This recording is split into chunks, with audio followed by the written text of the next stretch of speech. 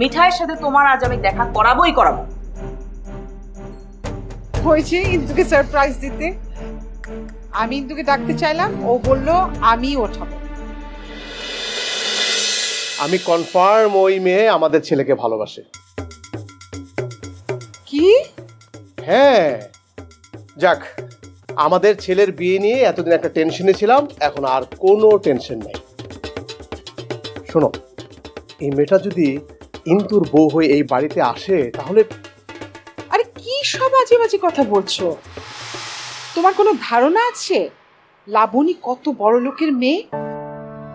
20 বছর আগে ও স্কুলে গাড়ি করে আসতো, তুমি জানো? তাতে কি হয়েছে?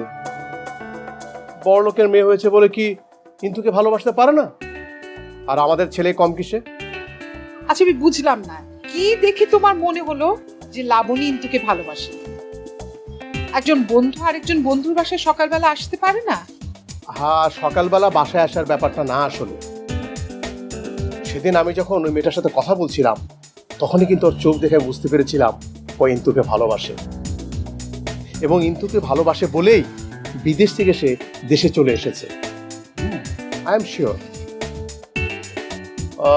কিন্তু মেয়েটি হয়তো তার ভালোবাসার কথাটা ইন্দুকে এখনো বলতে পারেনি। আর ইন্দু তো একটু ইন্ট্রোভার্ট টাইপের ছেলে, ও হয়তো এই মেয়েটার মনের কথাটা বুঝতে পারেনি। কিন্তু লাবণীর চোখে আমি ওর জন্য ভালোবাসা ঠিকই দেখেছি। তুমি যেভাবে কথা বলছো না, দেখে মনে হচ্ছে তুমি প্রেম ভালোবাসার ক্ষেত্রে একেবারে পিএইচডি করেছো। চোখ দেখলেই বলে দিতে পারো মনের খবর। পিএইচডি হয়তো আমি করিনি, কিন্তু এই ক্ষমতাটা আমার আছে। আচ্ছা, 20 বছর আগে তোমার চোখ দেখেও আমি তোমার মনের কথাটা বুঝতে পেরেছি। আচ্ছা, হয়েছে, বুঝতে পেরেছি। ওদের ভালোবাসা, ওদের প্রেম ওরা বুঝো, আমার এত কিছু বুঝে লাভ নেই। আমি যাই, আমার কাজ আছে অনেক কাজ আছে। আচ্ছা, এই লাবণী যেহেতু এসেছে তাহলে তো আজ একটা স্পেশাল নাস্তার ব্যবস্থা করতে হয়। ঘরে বাজার টাজার আছে নাকি আমি এখনই বাইরে গিয়ে? এত অস্থির হয় না, কিচ্ছু করতে হবে না তোমার। বাজার সদাই সব বাসায় আছে, আমি নাস্তার ব্যবস্থা করছি। আজ আমি নিজের হাতে রান্না করব। লাগবে না, আমি একাই পারবো। আহা, চলো তো। শোনো, দেখি ফ্রিজে কি কি আছে। আজ আমি এমন একটা আইটেম করবো।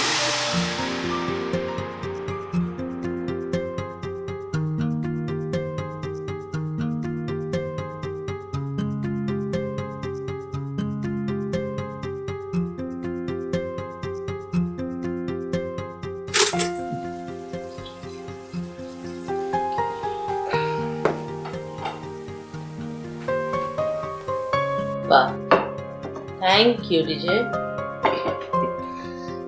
দেখেছো ডিজে কত কাজের ছেলে হয়ে গেছে। আজকে পুরো নাস্তাটা সে নিজে তৈরি করেছে, আমাকে একটা কিছু করতে দেয়নি। না না নাও, নাস্তা শুরু করো, ধরো।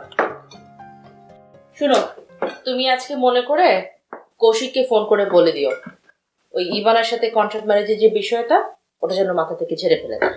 তুমি বলবে যে কি যেন কষ্ট করতে হবে না, ইভানের জন্য আমরা একটা যোগ্য পাত্র খুঁজে পেয়েছি। ইভানা, তোমার আপু তোমার এই বিয়েটা এই ছেলেটার সাথে দিতে চায়। আমাকে সে বলেছে তুমি রাজি। তারপরও সবার সামনে আমি তোমার কাছ থেকে জানতে চাই